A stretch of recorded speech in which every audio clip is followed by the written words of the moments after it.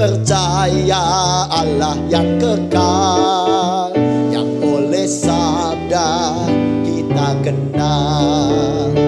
Bapa pencipta alam semesta, yang mengasihi manusia. Aku percaya putra tunggalnya yang disalibkan di Golgota, yang dari kubur bangkit dan menang, naik ke surga dalam terang. Aku percaya pada Roh Kudus yang mendiami kita terus.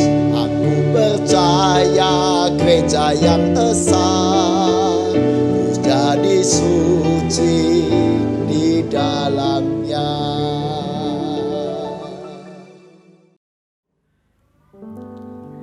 Shalom, saudara yang terkasih di dalam Tuhan Yesus Kristus dimanapun Anda berada. Kita bersyukur atas berkat, atas kasih dan anugerah yang boleh Tuhan limpahkan kepada saya dan saudara.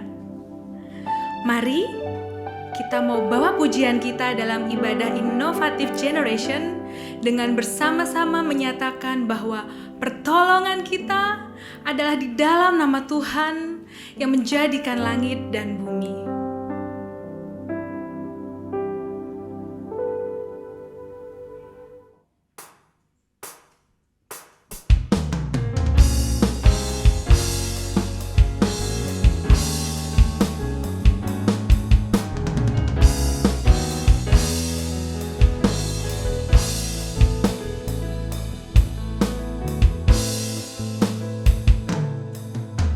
Tuhan hadir di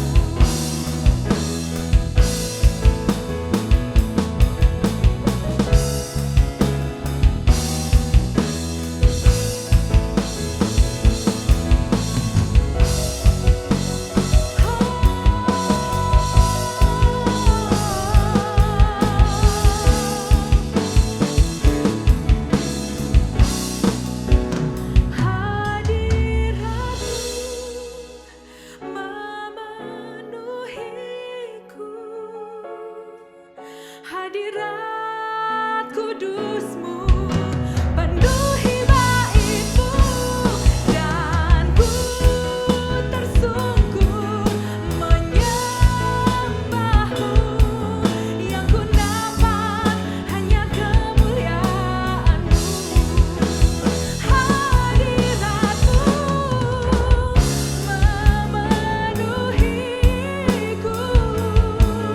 hadirat kudus-Mu penuhi bait-Mu, dan ku tersungkur menyembah-Mu.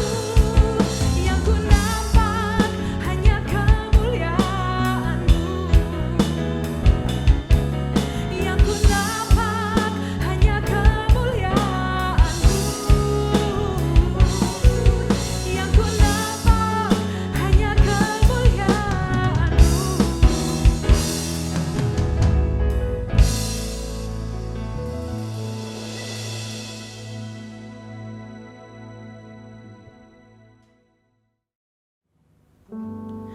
Mari kita datang kepada Tuhan untuk mengaku dosa dan memohon pengampunan.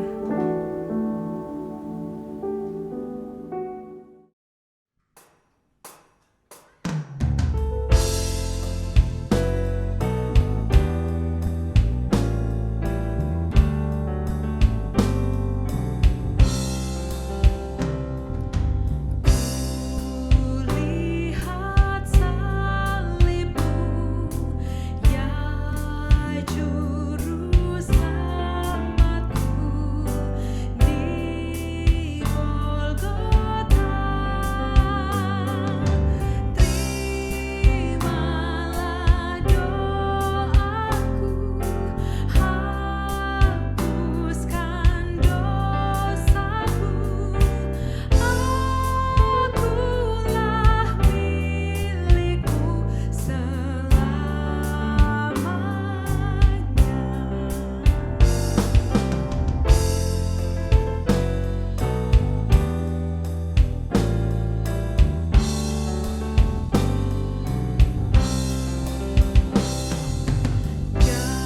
Jadikan kuasa-Mu di dalam hatiku, api kudus, kasih salib-Mulah sumber anugerah, cinta-Mu selamanya kepadamu.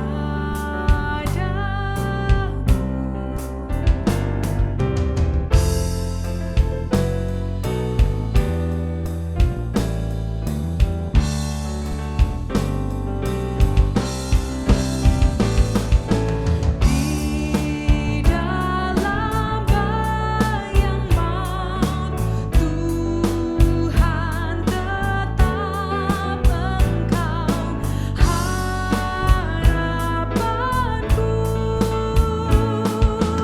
Dalam lembah gelap, duka pun melenyap, jikalau ku tetap di jalan.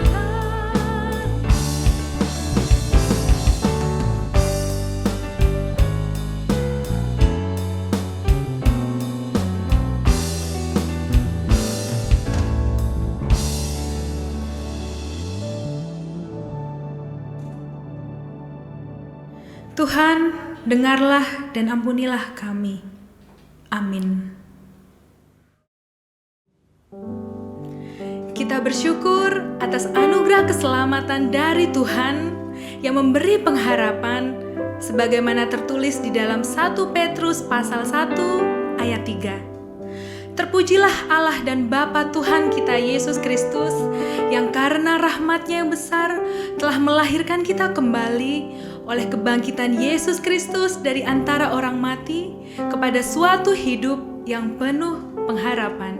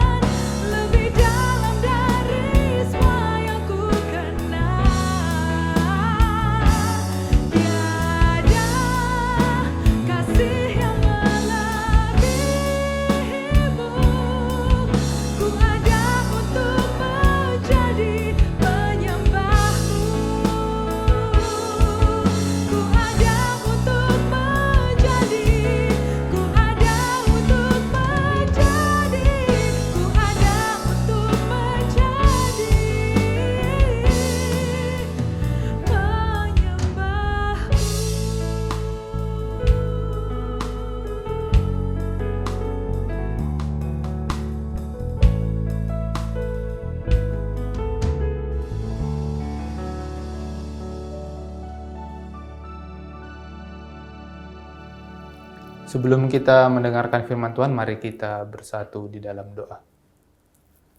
Ya Allah, Bapa kami yang kami kasihi dan yang mengasihi kami, kembali kami bersyukur pada Bapa untuk penyertaan-Mu pada kami, hingga di saat ini kami bisa melaksanakan ibadah secara virtual ini ya Bapa.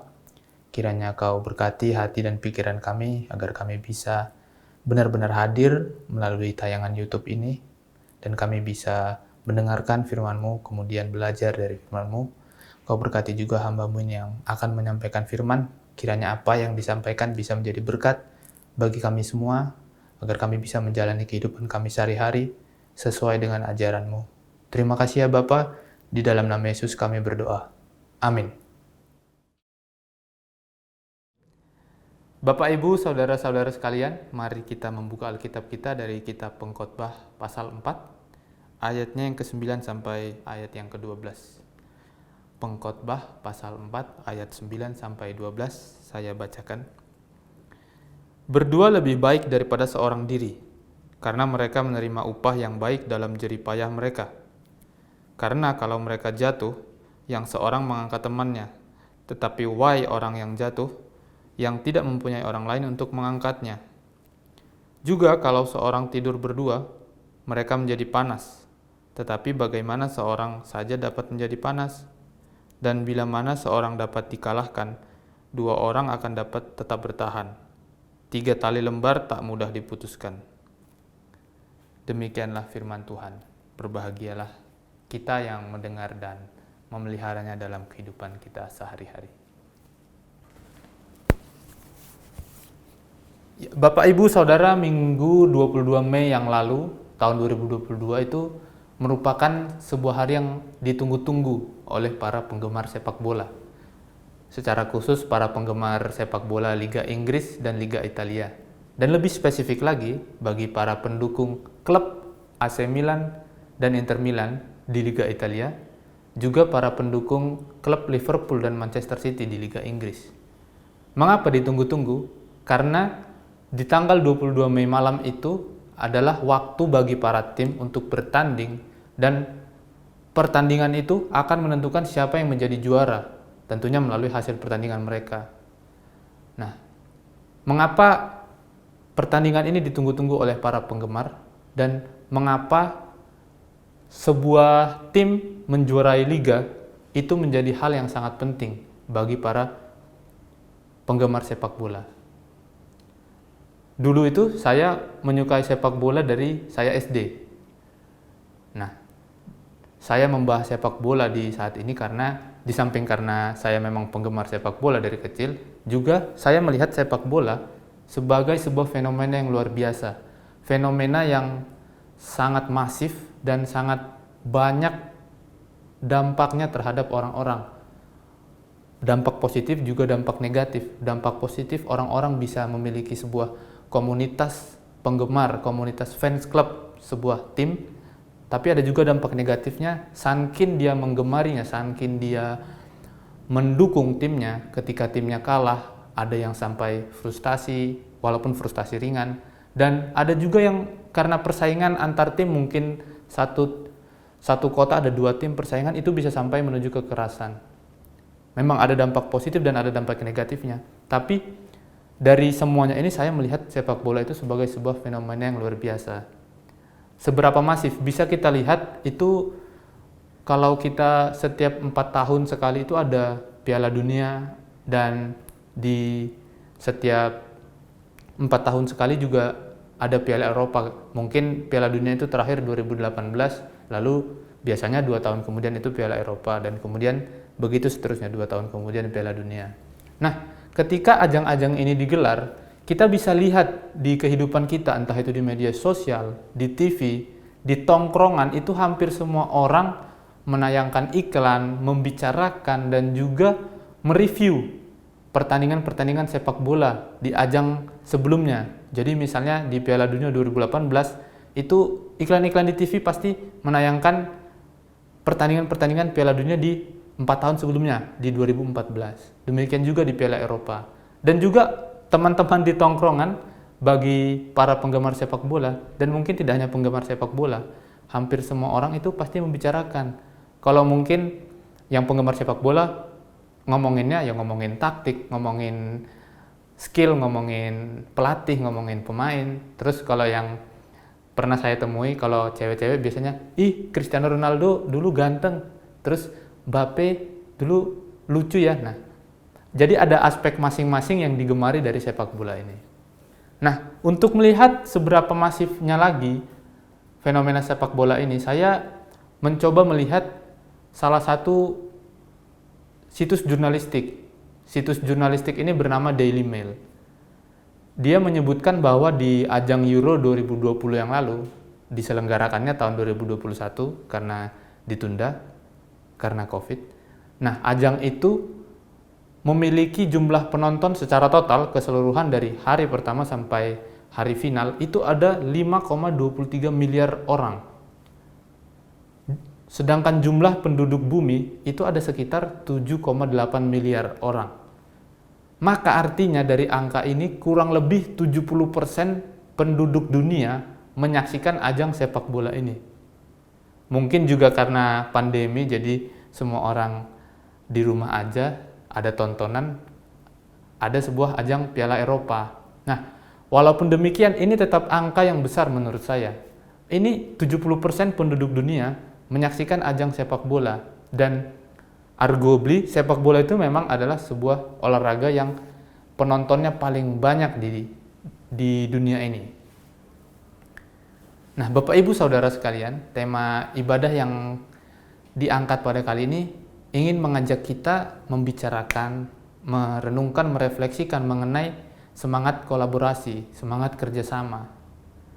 Bacaan kita tadi juga yang diambil dari kitab Pengkhotbah pasal 4 menyampaikan betapa pentingnya ketika kita hidup bersama orang lain, kita bekerja sama dengan orang lain. Ketika seseorang bekerja sendiri dan dia jatuh, maka tidak ada yang bisa membantunya. Ketika seseorang tidur sendirian, maka dingin yang ada di tempatnya tidur akan lebih menusuk ketimbang ketika ada teman yang bersama dia untuk tidur bersama, sehingga dinginnya itu lebih tidak terasa. Jadi saling berbagi kehangatan. Juga ketika seseorang berhadapan dengan musuh, akan lebih sulit baginya kalau dia menghadapinya sendirian. Dari pengkhotbah tadi disampaikan tiga tali itu lebih sulit diputuskan daripada satu. Nah, mengapa di awal tadi saya membahas sepak bola? Selain tadi saya sudah sampaikan bahwa sepak bola ini adalah fenomena yang luar biasa, sepak bola juga merupakan salah satu contoh yang sangat konkret, yang sangat nyata untuk kita melihat dan menyaksikan, merasakan bagaimana cara kerja sebuah kolaborasi. Dalam sebuah tim sepak bola itu ada pelatih, ada pemain, pelatih juga memiliki staff-staffnya yang masing-masing memiliki peran, ada yang khusus atensinya untuk mengatur pertahanan, ada yang mengatur pemain tengah, ada yang mengatur pemain penyerang, ada yang staf kesehatan dan lain-lainnya. Begitu juga dengan pemain. Pemain juga masing-masing memiliki peran. Ada yang tugasnya bertahan, ada yang tugasnya menyerang, ada yang tugasnya mengatur bola. Maka sangat banyak orang yang terlibat di dalamnya. Namun kolaborasi itu tidak sampai di situ saja.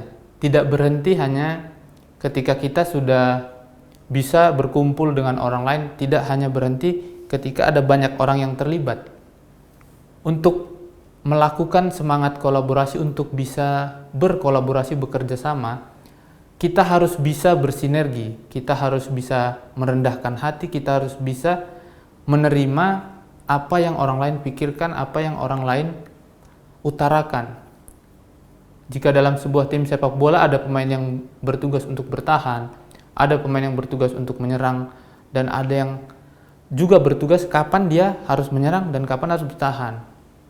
Pelatihnya juga demikian, dia bertugas untuk mengatur formasi, mengatur strategi, mengatur siapa yang bermain, dan taktik apa yang akan digunakan untuk menghadapi musuh di laga berikutnya.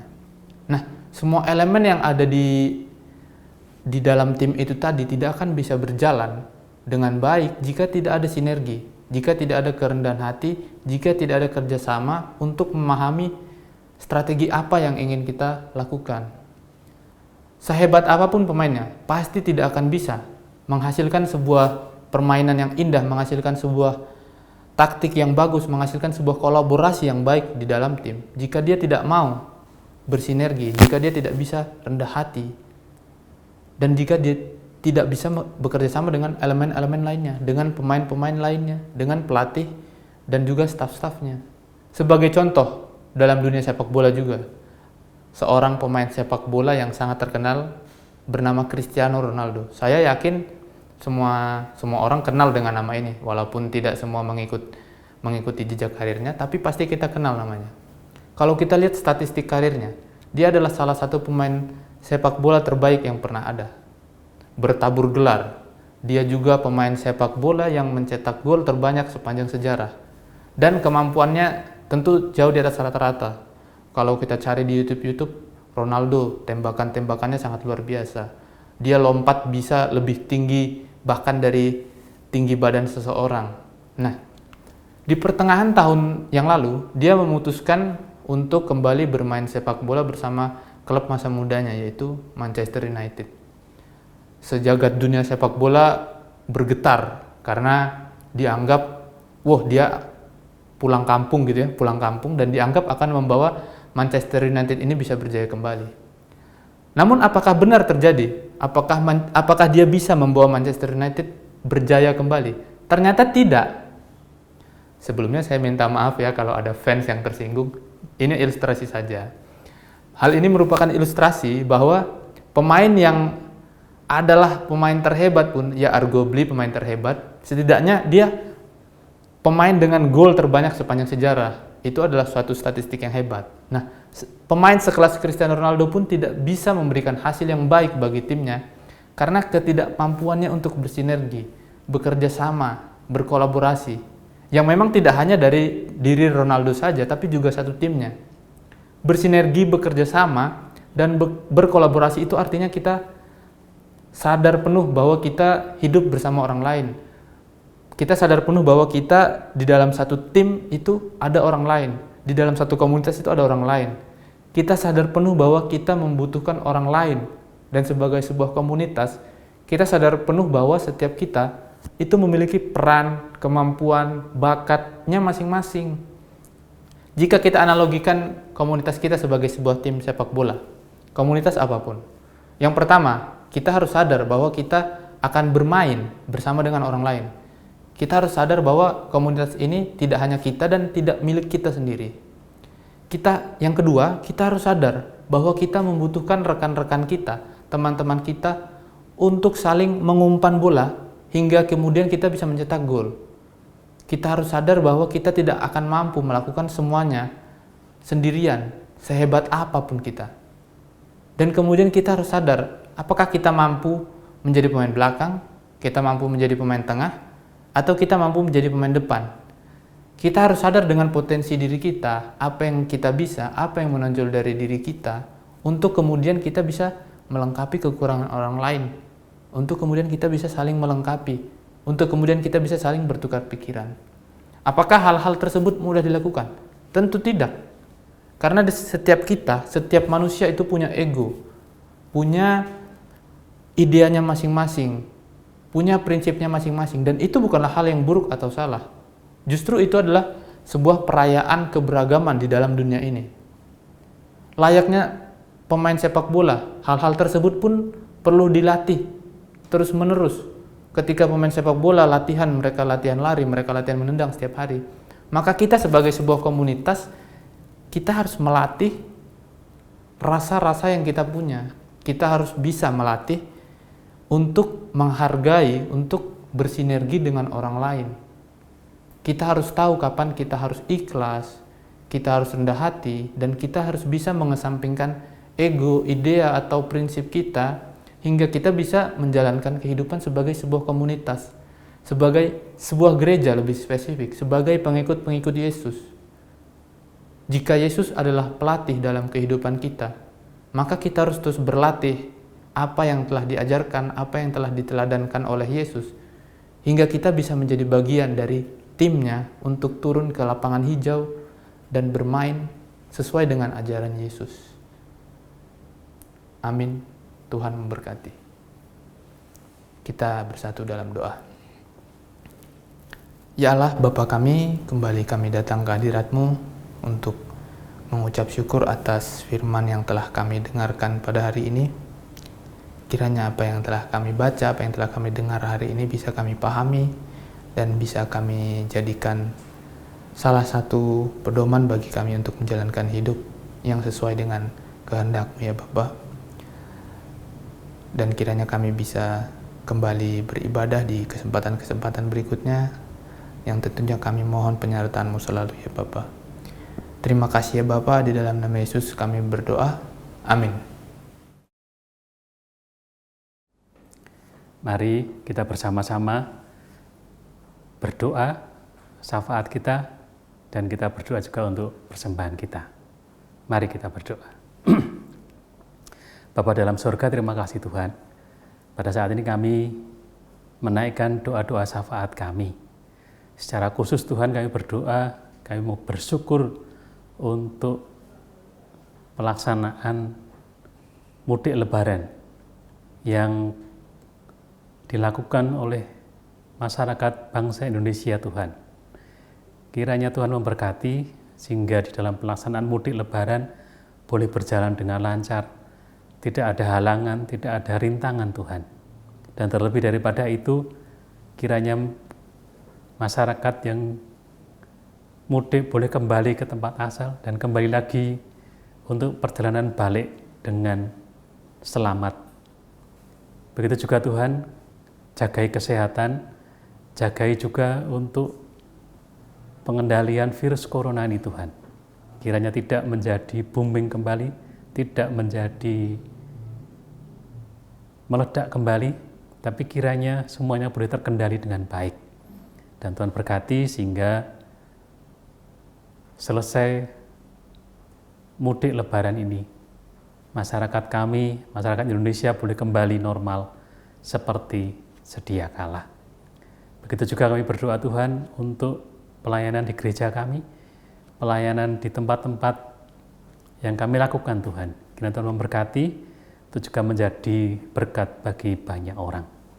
Kami juga terus mendoakan semua pergumulan kami Tuhan, pergumulan ekonomi, pergumulan rumah tangga, pergumulan studi kami Tuhan, maupun pasangan hidup yang dinantikan Tuhan. Kiranya pergumulan kami ini juga Tuhan jawab dengan pertolongan yang daripada-Mu. Demikian juga untuk anak-anak kami yang sedang sekolah Tuhan, kiranya Tuhan memberkati di dalam mereka menyelesaikan studinya, di dalam mereka menyelesaikan tugas-tugas di sekolahnya. Karena mereka saat ini sudah mulai dengan sekolah tatap muka secara langsung, kiranya Tuhan memberkati dan Tuhan menjagai kesehatan mereka. Terima kasih Tuhan, kami menyerahkan semua juga untuk persembahan yang kami kumpulkan, kiranya boleh menjadi berkat bagi banyak orang. Berkati di dalam kami mempersembahkan, kiranya bukan hanya harta kami, uang kami, tetapi kiranya seluruh hidup kami boleh kami persembahkan untuk kemuliaan nama Tuhan. Terima kasih Tuhan Yesus, kami menyerahkan doa kami ini di dalam nama Putra Tunggal-Mu, Juru Selamat kami yang sejati. Terima kasih Tuhan Yesus. Amin. Mari kita mengumpulkan persembahan dengan bersama-sama menyatakan dalam hati sebagaimana tertulis di dalam 1 Tawarikh pasal 29 ayat 17a. Aku tahu ya Allahku bahwa Engkau adalah penguji hati dan berkenan kepada keikhlasan. Maka aku pun mempersembahkan semuanya itu dengan sukarela dan tulus ikhlas.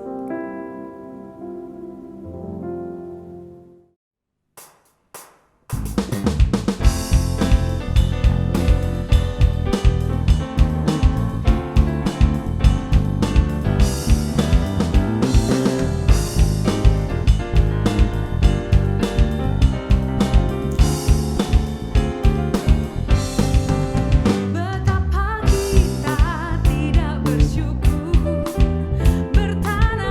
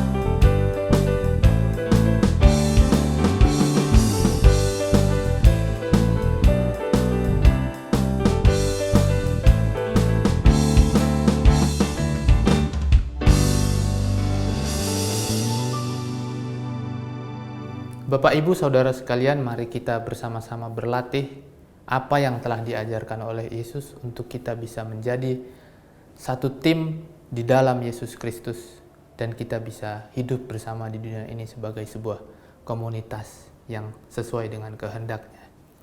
Mari kita terima berkat dari Tuhan. Tuhan memberkati kita dan melindungi kita. Tuhan menyinari kita dengan wajah-Nya dan memberikan kita kasih karunia. Amin.